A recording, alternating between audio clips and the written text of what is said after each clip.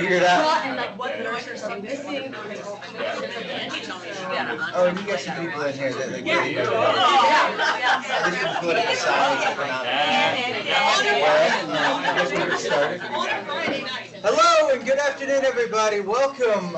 It's now 12 o'clock, and really appreciate the good gathering we have today for Dr. Jill Clark from the John Glenn College of Public Affairs. Just want to throw out that I don't think the Buckeyes are poisonous. You know, in nature they can be, but thank you very much for sharing those. We only see them around, you know, the New Year period. But I'm really excited to have her here. We've been talking about this over the course of the summer, and for this paper that really does bring together food systems and governance models. So looking forward to hearing it after reading it. But Dr. Clark, she studies agro-food system policy, thinking about the community and state governance of food systems, policy process, and community engagement. A lot of her work takes on a community-based participatory research model and that approach to doing the research. I mean, there's so many things I can say. She leads the Ohio Network of Food Policy Councils. She's an advisor to Johns Hopkins Food Policy Network. She was the director of the Center for Farmland Policy Innovation at Ohio State and directed the Office of the American Farmland Trust. So really appreciate you making it over to Bloomington today, and I'll let you take it away. But we have 15 minutes for the presentation, then 45 for Q&A, give or take, and I'll work to call on people in random order. Thanks, John. Maybe I'll get started here. All right. Okay.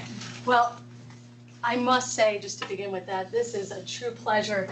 My co-authors and I are really, we're just really excited about the feedback and appreciate the invitation. And we cannot think of a better group to have read for the first time ever this full paper, which is fresh off the press. So also the perfect time to get feedback. And we'll just start by talking a little bit about, you know, we have a dominant globalized food system that results in a lot of benefits. You know, cheap prices, for most, a lot of availability, but it also results in some problems that are felt on the ground. You know, collapsing dairy industry, which is the focus of Farm Aid recently, persistent food insecurity, changing climate, and you have different types of actors that are collectively coming together to address these problems. And we call them food movements in the paper.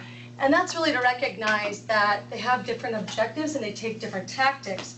But what they do share is generally laying the blame at the doorstep of the agri-food industry, which typically plays in more national governance spaces. But, you know, it's from our experience as community-based researchers that movement actors are attempting to engage in governance structures. And you know, there's plenty of research out there that, oh, I didn't start I'm going to start my timer. I just gained a minute and a half there. You know, there's plenty of research about how food movements with progressive values should be challenging the dominant food system to align themselves with radical politics and not legitimize governance structures. So the classic transform from the outside. And this normative perspective, we feel, is lacking in explaining governance dynamics on the ground today. So in other words, you know, we know food movements are engaging in governance. What's the range?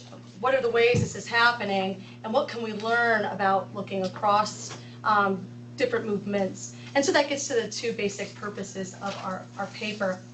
And so I'll start with the first, which is you know, guided by two central theoretical concepts, and those are interactive governance, and here, you know, emphasizing that public problem solving, it happens through ongoing interactions from all sectors of society.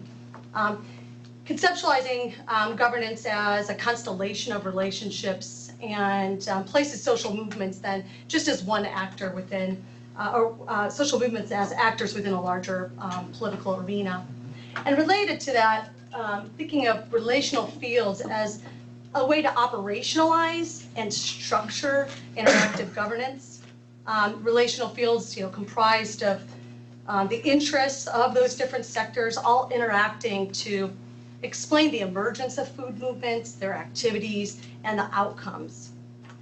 Now, from the literature, if we're thinking about how do we explain what we see on the ground, and thinking about developing a framework, the literature, at least the literature we're using, and this is why this group is the perfect group to be in front of. We're quite an interdisciplinary group, but hopefully you've got ideas of maybe literatures we're missing. I already got a fantastic email earlier today with some suggestions. So, you know, as I move forward, if you're thinking, oh, well, they should really look into this, this is what we'd like today. Anyway, from the literature, these 4 elements kind of rise to the top of explaining kind of what we're seeing in field work. So I'm going to go through each one. So to begin with, thinking about strategic orientation and framing, which follows. And we think of this as impacting the aspirational position of food movements in governance arrangements.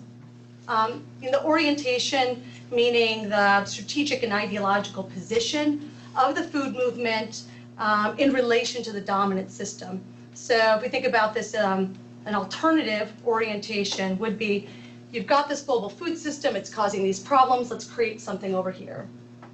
Whereas like reformists would say, hey, you know, we want to kind of tinker within what exists, and in this way, you might see, you know, working within formal governance processes. And then more of a transformationist orientation. And this is more of a radical orientation, attempting to build new governance structures entirely for the food system. And for those of you who follow food movements or engaged in food systems research, we could start to kind of put frames on these, like community food security or food security, local and regional food systems, food sovereignty. But each of these orientations does suggest a specific desire to engage or not to engage with governance. But that, we're arguing, isn't the whole picture to tell the story. And so, you know, we're considering power to be an essential element to understanding the position of food movements. And I don't know if Dr. McGinnis is in the room today. Yes, thank you for your comments earlier. We do love the conversation about the focus on power as we approach trying to understand this. So thank you for your comments earlier. In thinking about power, there's lots of ways to conceptualize power, and we're looking at 2 different ways of conceptualizing it that work off of each other. And the first is thinking about power as instrumental, discursive, or structural. Instrumental power, you know, wielding, using resources, directly influencing others. Discursive power, the ability to shape the dominant narrative and the norms. And then structural power, kind of setting up the rules of the game. Now these 3 forms of power can be seen along 3 different dimensions, whether we're talking about scale from local to global, or whether we're talking about spaces. Are these closed spaces, invited spaces, claimed or created spaces? And then is power visible, invisible, like we don't even question the power, that would be invisible power, or hidden, like something behind closed doors. And we could see how these 2 might interface then. For example, you know, instrumental power is normally a visible power. You can think about maybe regulations, but it might be informal and hidden from view, meaning a bribe that changes hands or a favor promise that influences a decision. Okay, so this is all happening within a context, of course, and the way that we're thinking about the political economic context captures a lot of the factors that Goldstone wrote as being important in thinking about relational fields. And taking inspiration from that concept more broadly, we don't see political economic, the context as a fixed set of factors to be manipulated by movement actors, but rather something that is produced and reproduced and changed as a result of food movement participation. So the last element of that framework is the governance arrangement itself. And here we're using it comes from interactive governance theory, 3 ways of thinking about the three key modes of governance. What they call hierarchical governance, but we're calling multi-stakeholderism because of the perspective that we're coming from, which is the food movement perspective. Food movements are but one voice seeking to influence within an arrangement that's dominated typically by state governments that are formally holding the reins, and food movements become just one voice as competing stakes are managed within that hierarchy. And in this way, while movement actors can engage, they're really still being governed in a top-down process. At the other end, so number 3, and this is where your comments earlier got me thinking already beforehand, but I said, I'm not going to change my slide right now. Good choice. Stick to it. At the other end, you can envision movement actors shaping their own food systems through self-governance, exerting bottom-up control, creating institutions that serve their needs. However, while they call it self-governance, we view this as happening within, at least in the global north, and what we're familiar with, happening within one or more jurisdictions, and certainly in coordination with market systems. And so, again, we conceptualize self-governance as taking place under polycentrism. And then co-governance being between these two poles, where actors, there's shared governance roles between sectors, perhaps shared goals, focusing on consensus, and movement actors are co-producers of the outcomes, but also seek equal stewardship of the process itself. Okay, so those are the main elements in some of the guiding theory, and so we developed this simple continuum of how the orientation and framing kind of influences where aspirationally food movement actors would like to be on this continuum. But the use of power by themselves and by others, so going out and coming in, impacts their location, all happening within a context, and resulting in, on one side, being governed, and on the other side, perhaps governing. So this is the framework. It is simplistic, we understand, and we hope that that we're not oversimplifying, but have captured the main elements that help us understand what we're seeing. So for the second purpose, which was to then, okay, if we've got this framework, what can we learn about food movements? We used 9 cases from New Zealand up to the Northwest Territories in Canada, all coming from a project, a community-based international research group called FLEDGE, which is out of Wilfrid Laurier University. And the cases are drawn from the scholarship of its members. And what we did is initially shared this framework with people who are writing their case studies. And all the case studies are more detailed in this book here. And then we refined the continuum, and then brought those cases into dialogue with one another, really to help us understand the cases as a whole.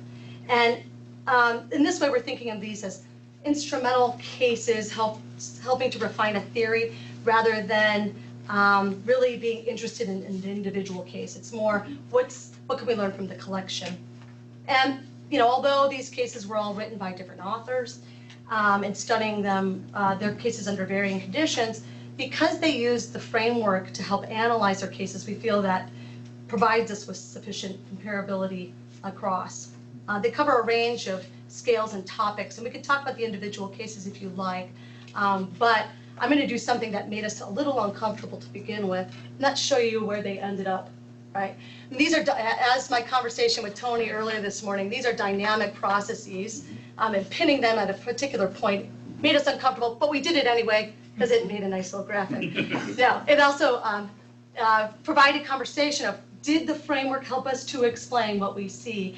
And it did. It helped us to really start to pick apart really complex relationships and explain kind of the conditions that we were seeing. But the point also was to step back and ask, what could we learn looking across? And so in this way, we developed three main reflections. And the first is, one useful way of, at least for us, in analyzing the cases via the framework was to ask ourselves, the initial conditions, were they light or dense? In some cases, governance arrangements have hardened and become more institutionally complex over time, making them more dense. Likely at the national level, these spaces are where food movement actors may get invited to a space or to a table, but that table was built by someone else, and they're but one stake if they have been invited among competing interests. And the cases suggest that in these conditions that certain types of power are more important, like instrumental power and using resources to try and influence change, and discursive power, reframing the conversations to benefit movement actors. In other cases, particularly in conditions where transnational private interests are not strong, unless of course you're talking about taxing sugar-sweetened beverages, and government policies are not well developed, power constellations are light on the ground. And I say sugar-sweetened beverages because this is typically at the local level where you don't see these actors play until recently in some cases around soda.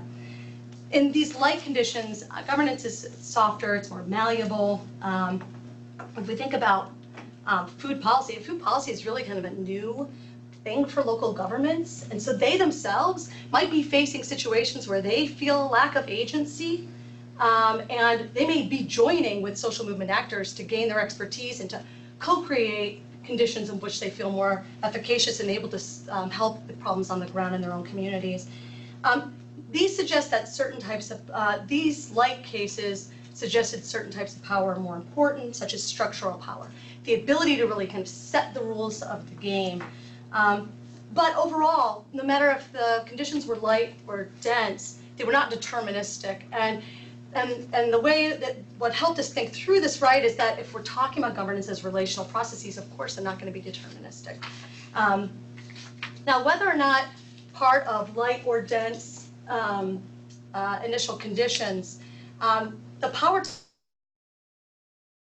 to convene interest and create deliberative spaces was found in almost all the cases. And think about this as the intersection between discursive and structural power, where it can be grounded in the power to reframe narratives through deliberation while enabling the construction of new governance space. So you're actually deliberating about what narrative should be the dominant narrative rather than trying to introduce one via another process. And also deliberating on what the rules of the game should be. And in short, this kind of power can be used to leverage other powers. This type of power is an attempt to prefigure the policymaking process or develop the kinds of processes that you would like to see in governance relationships. And actually, I think about the Black Lives Matter movement as part of this kind of new way of thinking about food movements as really focusing on process. And it's also about increasing capacity of members. And also, convening can do something, and people who study food systems think is fundamental, which is integration, coordination, and building that systems-oriented vision. And then finally, a reflection was, that food movement actors are not looking for a one-time ask or a one-time outcome, but really they want to engage in long-term systems change. They're working on multiple fronts, all relationships, whether they're adversarial or collaborative, are avenues for democratic change. And so that leads us to the last slide here, which is, food movements are having a wider systemic impact via, or are seeking to have a wider systemic impact via governance structures. And it's taking a lot of forms. And it's not simply, are you alternative, or are you reformist, or are you radical? We see all three engaging in governance arrangements. And they're interested in process, not just outcomes. This power to convene is a way to bring inside and outside together, blurring institutional boundaries. And of course, as all good researchers, set us on a path to have more research questions that we aim to tackle here soon. So with that, I'll open it up to questions, or I'll let you manage, James. So Mike, how about we start with Mike? Yeah, I did find your paper very interesting, and I'm glad you're presenting here today. And I also like the Buckeyes as a former undergraduate from that fine institution a few years ago. But anyway, I really liked your concept of the power to convene, and I think there's maybe more there than you're seeing quite yet. And as I was thinking how that would connect in with sort of the Ostrom perspective on all this, it struck me that what you're really talking about is constitution making. You're talking about constituting a new form of governance or a new organization or a new local council or something. You're building an organization. And one of the things that the Ostroms tended to look at from this perspective, the constitutional didn't get as much focus as the operational and the collective choice. But for them, it wasn't just something that's done by a bunch of old codgers, writing up a founding document for a new country or something like that. That's one example of a constitution. They basically argued that every organization that's out there has a constitution. It's been put together, the actors have been gathered, there have been positions assigned, there's been mission statements, and sort of all these sorts of things. There have been rules set up, procedures for making sort of decisions. And those constitutional structures are in place or have emerged, but generally there's some consciousness about it when you talk about it as a constitution. Although some say the English Constitution sort of emerged. Anyway, some sort, and you're focusing in on this notion of building this constitution. And that shapes the processes, that shapes the actors that can be involved, it shapes the type of actors that are recognized as legitimate claimants in society. And so this power to convene kind of has embedded in it a more radical transformational notion than I think you're seeing quite yet. And I don't think you're going to be too uncomfortable with. But how would you react to that? That this is similar, your concept is similar to the idea of just constructing basically a new governance process in that particular sector. I like where you're going, and I love that you see a more radical transformation than I do right now. That's, yeah, and this is where, so I spend most of, I'm going to admit, I spend most of my time with food policy councils, right? These are generally local. There's a couple hundred in the United States, sit with some others on the advisory board of the network of those. And so a lot of the times I'm bringing that kind of lens versus some of my co-authors who spend more of their time nationally. But thinking about this from like a local perspective, what you've described is what we see, because typically there's not a space for which food movement member to engage in locally pre-made. It's not like they're coming in and saying, here are the actors that are already engaged, these are the competing coalitions, this is what we got to do. It's more like, how do we create something? Yeah. But what you raise, I think, is an interesting way for me to think about the difference between the local, the national, and then that UN case, which is there are already actors engaged. And so what does developing a new constitution look like when those actors are already there? So that concept, I think, helps me see better how to go across scales.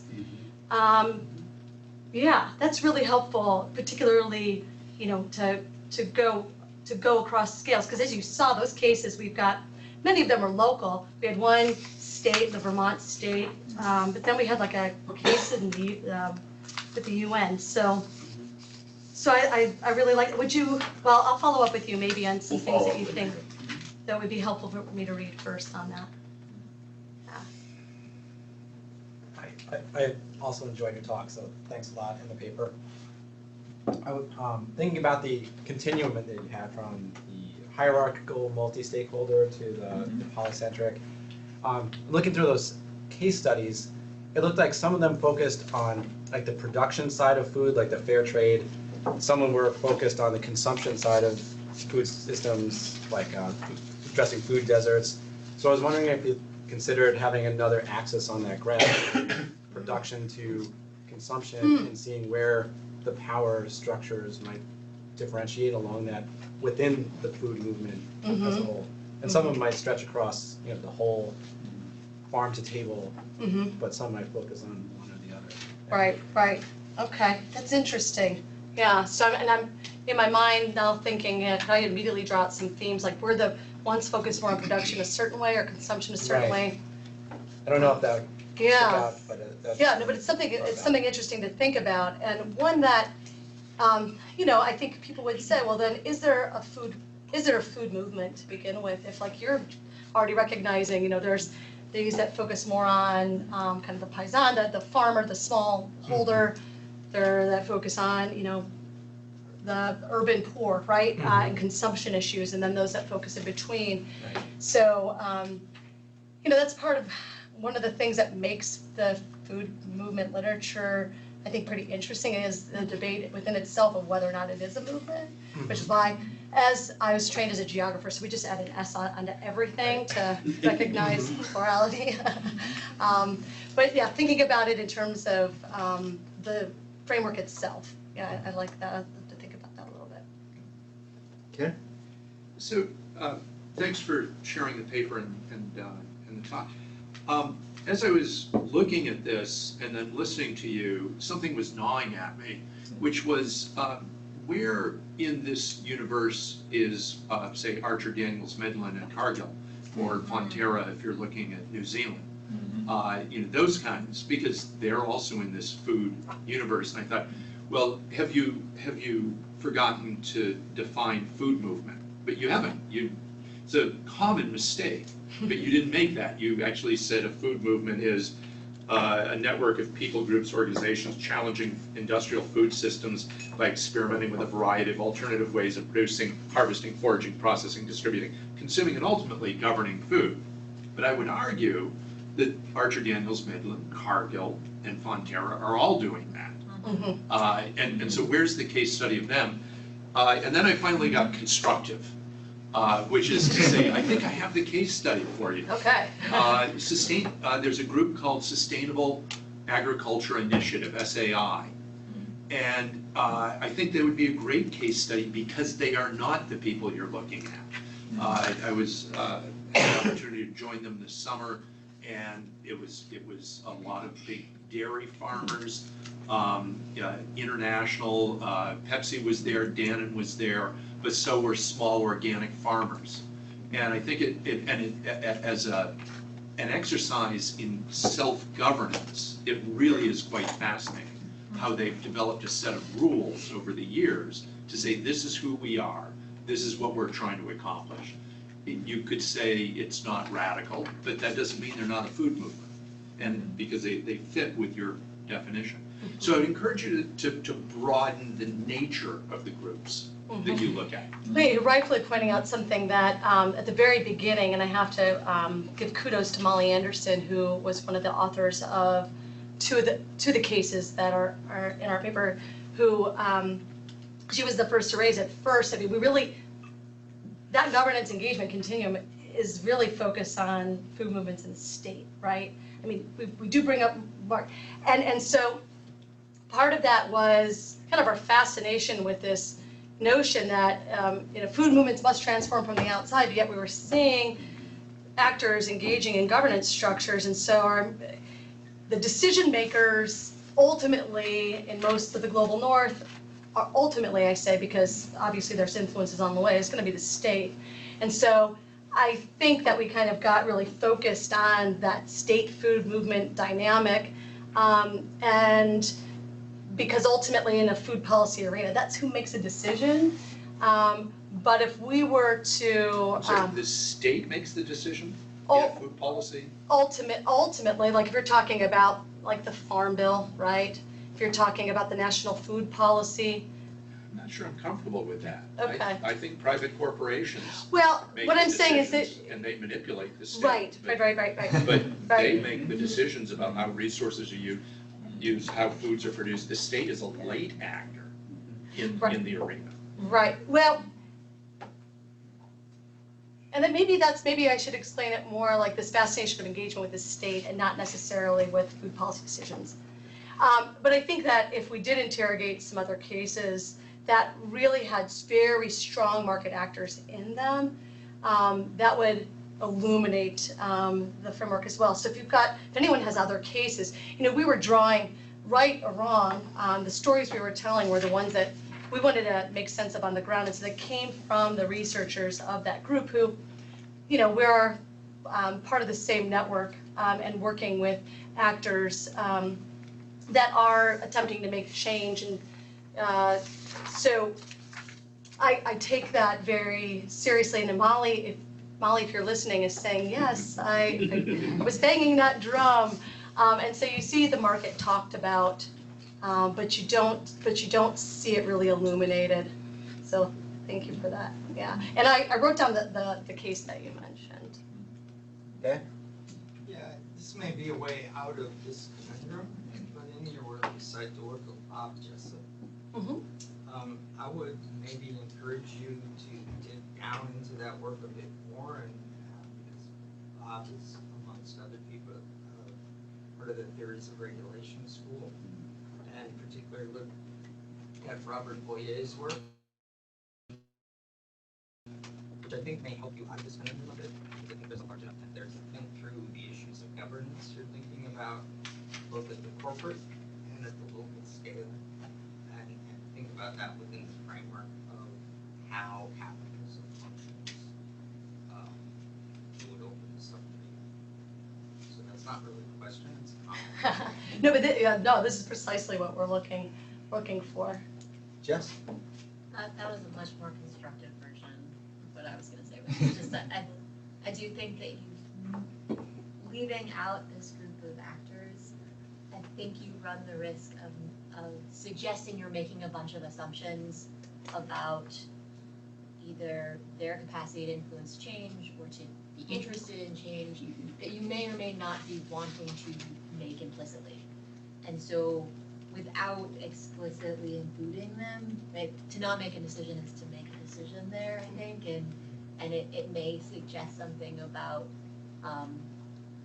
how we, like, about whether we really need to be thinking about, are there corporate actors that may be part of the dominant framework now who are interested in being part of a transformative or even, I don't know, possibly radical dimension, and by leaving them out, are we not even allowing for that possibility? And it also makes me think about then how, so with the case of the YYC growers, I mean those, well, and the case of Koren's, those two cases very prominently have market actors, but not the ADMs and Pepsis of the world. And so this is making me think of how we would think about not just that sector, but what the differences are. And what I'm hearing is this kind of focus on, again, our fascination with food movements that want to be partnering with the state. This seems really interesting, right? I think by doing that and not necessarily talking about the market actors and their influence for the capacity of food movements to engage with the state, if I'm hearing you correctly, then it's suggesting that they don't influence because we didn't include it in our don't study. include Okay. some sort of strategic actor in that. Yeah, thank you. Yeah, so we talked a little bit, so back to the power cube. I really like it. In the other case, there are 9 cases in the paper, and it sounds like there might be an encouragement to add more.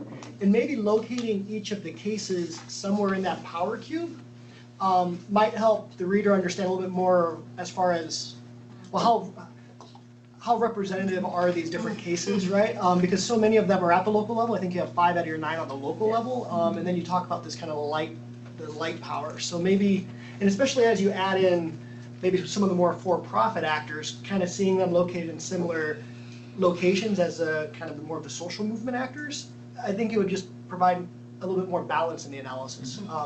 I don't know how you would effectively do that in a 3D object, but maybe break it apart or something. But locating it in there a little bit to kind of help the reader with the different dimensions of the cases might help a little.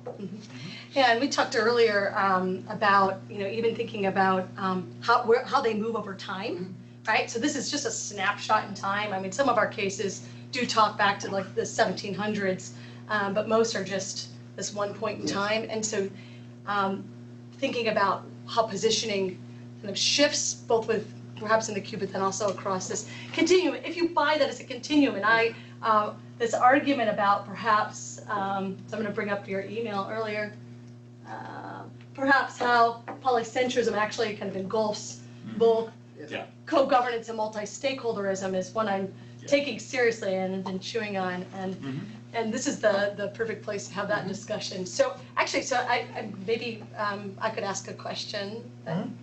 So perhaps would you mind making your point again about? Yeah, well, let me make the point I was gonna make, just get on the list there real quickly. One way to deal with Kim's issue there would be to think about what kind of power to convene do those industrial organizations, agribusinesses have? And how would what they convene look differently from what you're putting together? Right. Because you're talking, the self-governance form they put together is, another way to try to transform the system. Right, which this power to convene really was striking us as like this prefiguration of an inclusive democratic process to both determine the narrative and the rules at the same time. Yeah, Which I would, I don't know about the processes that they use for convening, but that's an interesting way. As a political scientist or political economist, I would also allow that there may be some more strategic manipulation going on in the convening of an organization in such a way that it supports your interest. And so leave open that possibility. Okay. Now, what were you asking again? Oh, about you were, I didn't have internet on my computer, but I did have it on my phone, so I read your email really quickly, and it got me thinking about, you made a point about polycentrism as it relates to the spectrum. Yeah, see, I think that was one of the reactions I had, was that polycentric governance, at least the way I've sort of understood the way Lynn and Vincent were working, all those are forms of polycentric governance, okay? Even self-governance is embedded in. Yeah. If you look at Lynn's work, that's one of the design principles that's embedded. Different versions of polycentric governance, and there's a couple books coming out soon that deal with that and look at that, and there's the collect that Bill Bloomquist and some other folks did. And there's some of the things I sent you reference to was people who've looked at metropolitan governance, FIAC in particular, looking at different types of metropolitan governance more broadly and how their different combinations. He has his own sort of three-dimensional framework for those. But anyway, but they're all sort of like different versions of polycentric, but they vary from the extent of the integration between the actors, the extent to which there's cooperation versus consolidation and those kinds of issues. And he's got a transaction cost approach. So it's kind of interesting, but they're all just sort of part of a simple sort of polycentric governance sort of thing. I think that how your perspective was quite a bit different from the way Lynn and Vincent and the rest of us tend to look at polycentric governance. We're kind of trying to understand the system as a whole. You're thinking about how do you come in there, change a system, or sort of redesign a system. How do you insert yourself into the system? And they talked about public entrepreneurs playing a lot of big sort of actors in what they're doing, but that part of the Ostrom tradition has not really been developed very well. And I think what you're doing would be a nice complement to sort of see how is this sort of not invasion, but this effort to try, well, actually it is invasion sometimes, to try to, sort of reinvent the system or reinvent the governance system, how that works. And in that way, you have to address these questions of power. That's why you're bringing in these different versions of power. It's dead on. You're drawing on some works that the Ostroms didn't really draw on. They were kind of uncomfortable talking about power because they saw politics as practical problem solving, basically. And the power is in there, but that's not the primary thing. It really is effort. You convene people together and they come out with some sort of agreement. So that's what they focused on. But yours is a nice complement to that. It brings another part of the picture into that. So I can really encourage you to keep going with that. But I wouldn't put polycentric governance tied up with self-governance. That bothered me. What would the spectrum be for you, Mike? What would the two or the terms down there? I would just take polycentric off and say these are all forms of polycentric. Because what you've got here is really a continuum on to what extent are these new actors incorporated, or these local actors incorporated into the governance system. On the left, you've got one where they're not. It's the big stakeholder groups coming together. In the middle, you've got one where they're sort of working together with the community. Co-governance is used in the environmental literature too. And then on the right, you've got a self-governance, which is like, it's a very locally sort of kind of thing.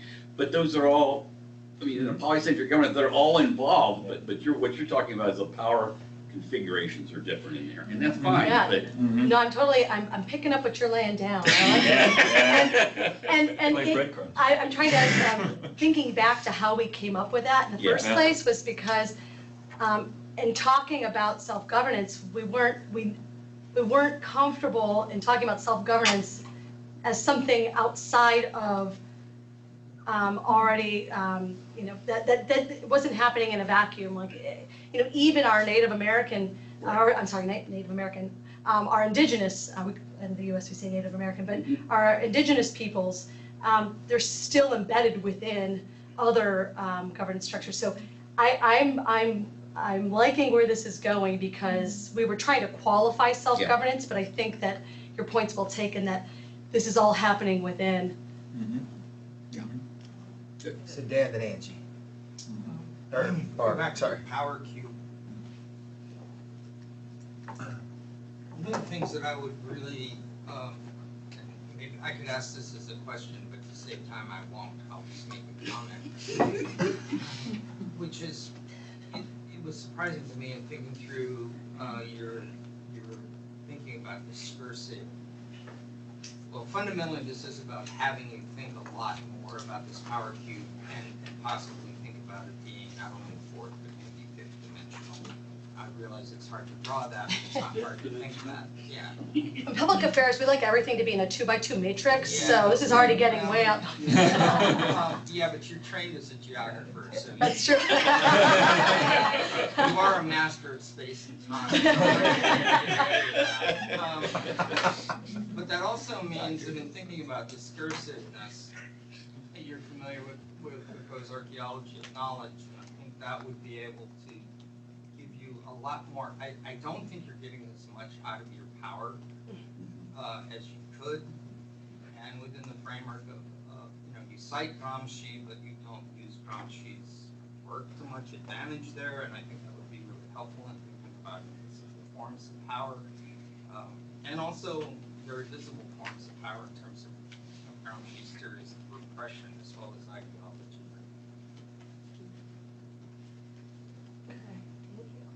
Barb? Yeah, I found that what Mike was talking about helps me understand why I had the reaction I did. So I think it complements. The point that you have something pre-existing that you're trying to integrate in. So could you put the slide back up of your framework? Yes. What I found reading this, and as percolates discussion goes, there's so much that's embedded in what you're calling the political economic context. There's so much embedded in that to me, that causes a problem in the following sense, because your choices of how to integrate may be very much affected by what's embedded in the pre-existing political and economic context. So you have to be clear, what is it you're trying to learn from this and what you're trying to extract from it, because the patterns themselves are a response to something that's already there. And this is, like what Ken's comment about the corporate actors, the other thing, it's gonna vary from scenario to scenario, I would imagine, what the pre-existing environment. Now, where I was coming at it from initially, when I first thought, is that your use of the term relational. I'm not as familiar with it in the literature that you're referring to, but in the area that I'm familiar with it in the legal context, there are certain legal principles, rules, that are based on what are viewed as relationships, okay?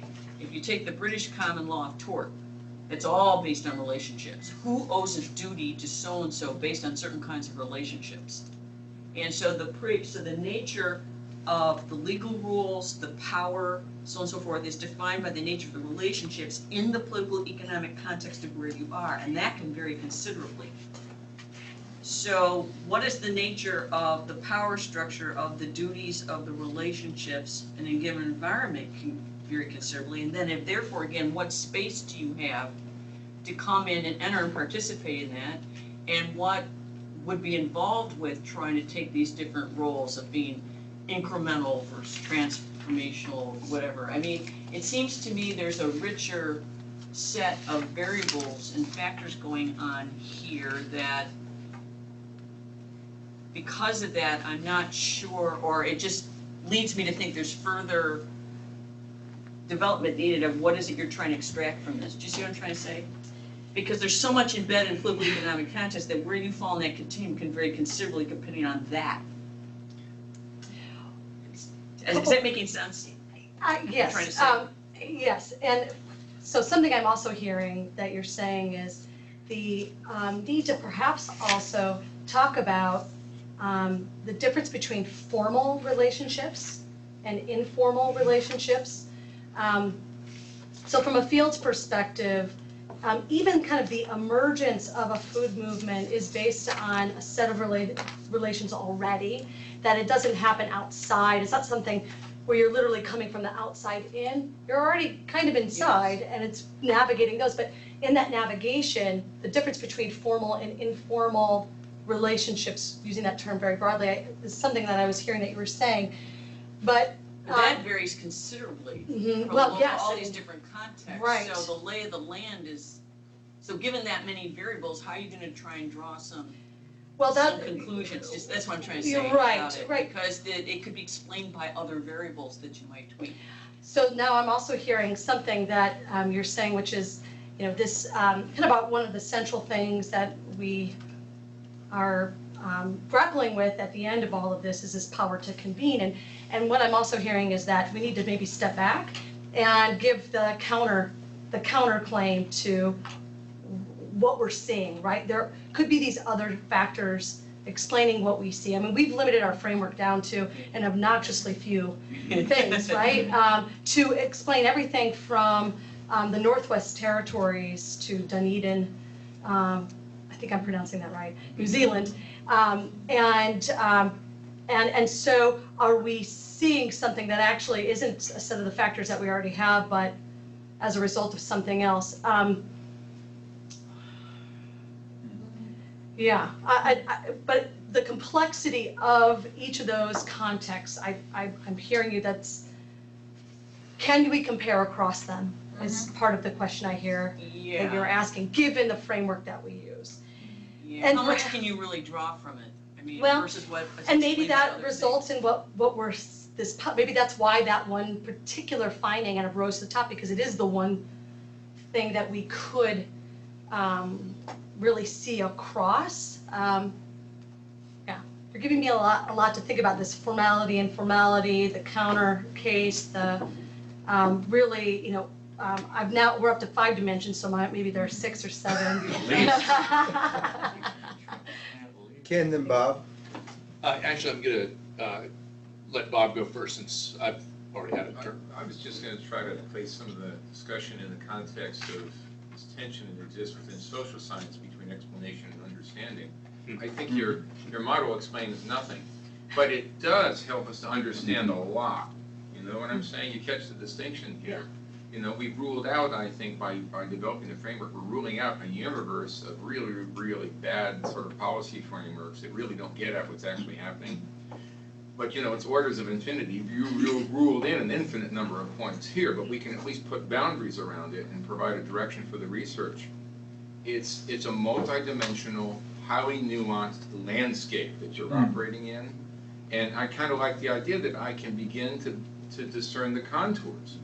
Now, the case studies help to illuminate some of what, you know, is possible within, you know, the contours here of the various dimensions that you're dealing with.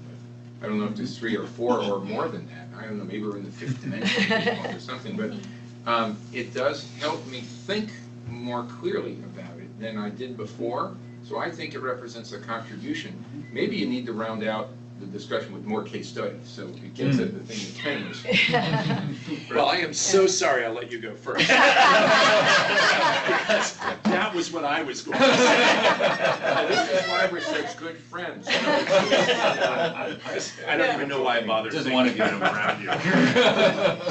So my earlier comment might have been interpreted as a criticism, but it was really an invitation to do exactly what Bob is saying. And as I was listening to Barb, I was thinking, we have lawyers, we have economists. I don't even know what political scientists and others are. I don't I can help you with that. I only have two. And lawyers look at lots of stuff and try to distill in a kind of an inductive way. Economists come up with these parsimonious models and try to apply in a deductive way. You have the privilege of starting in an area here where you're going to go back and forth. You've got your theory, you're going to go out and look and say, how does that explain the cases? Then you get some more cases, you come back to your theory, adjust it, go back, and you have this opportunity to iterate back and forth into a very rich explanation of all of these observations. So it's more inductive. Sorry? The No, whole it's, point is, the whole point is to go back and forth to what the real world is, tweak with it, this and that, so that inductively you can come up with yeah, but a then different it's way going of back. seeing things. But ideally. That's what I thought you were going for, sorry. Well, it is, that's an element of it, but it's Yeah. then also going to the theory, to the very Yes. succinct, and saying, can I enrich my framework Yes, that I've derived from all of these because it's cases? enriched from having gone in and looking at it. Yeah, Exactly, and in exactly. that That's sense, what I think of yeah. it as both inductive and deductive. Yes, And you've got this opportunity to do this, and you said you're already up to 5 dimensions. The trick is going to be to figure out which ones are critical. Yeah.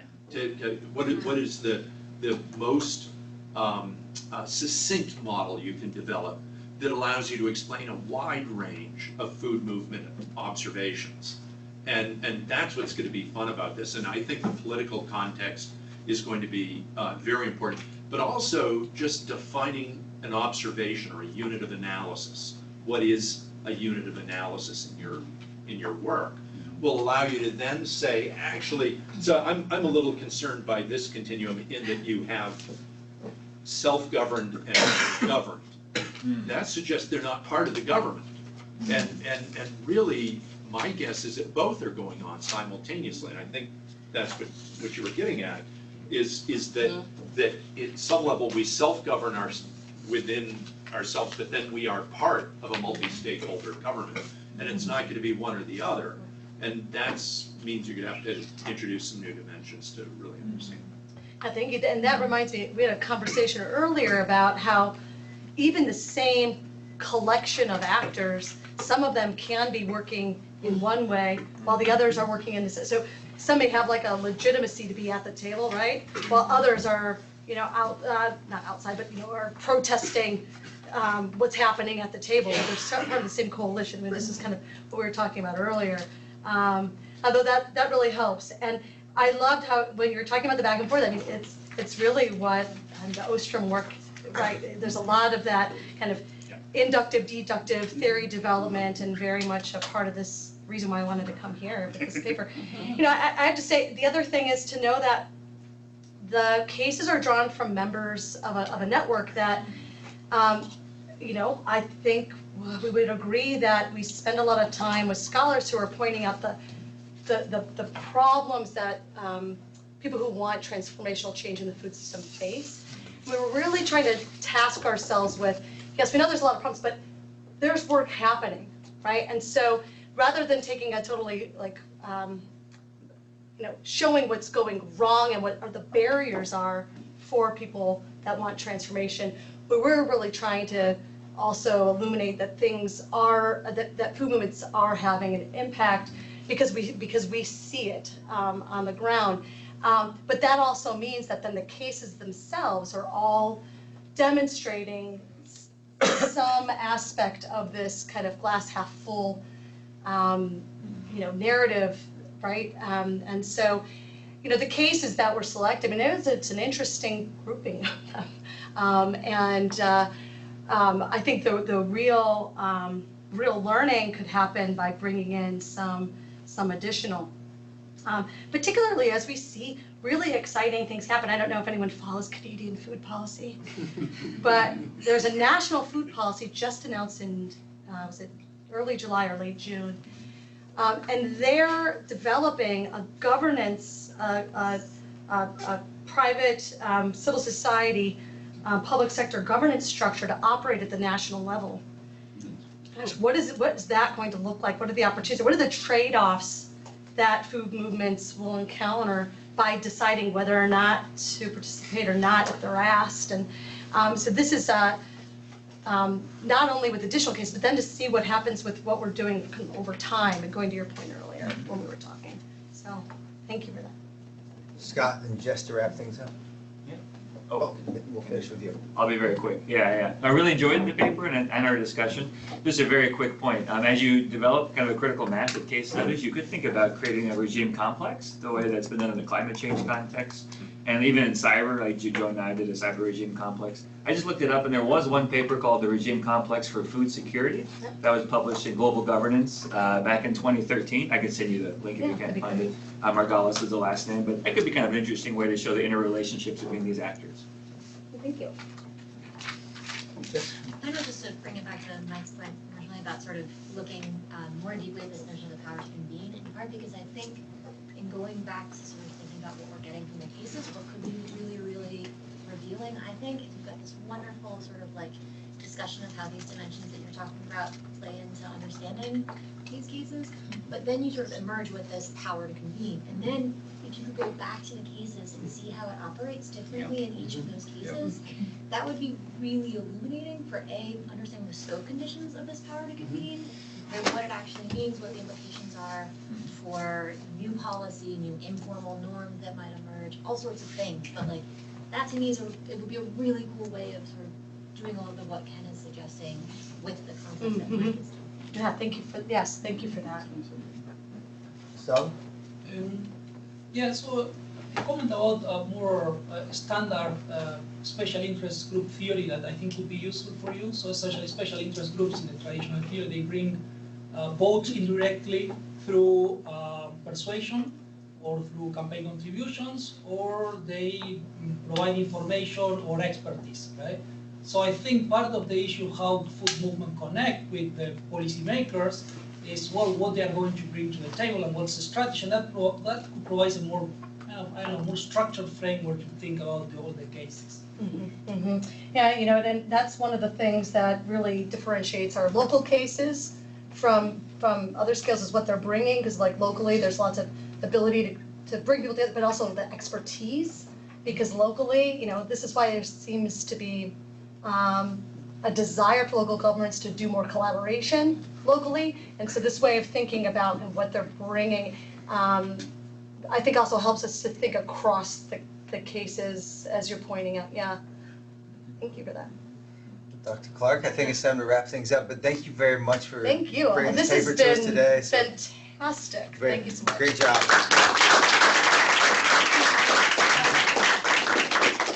And please, I'm not taking those Buckeyes home. I'll compost those at home. Don't worry about it. There won't be any.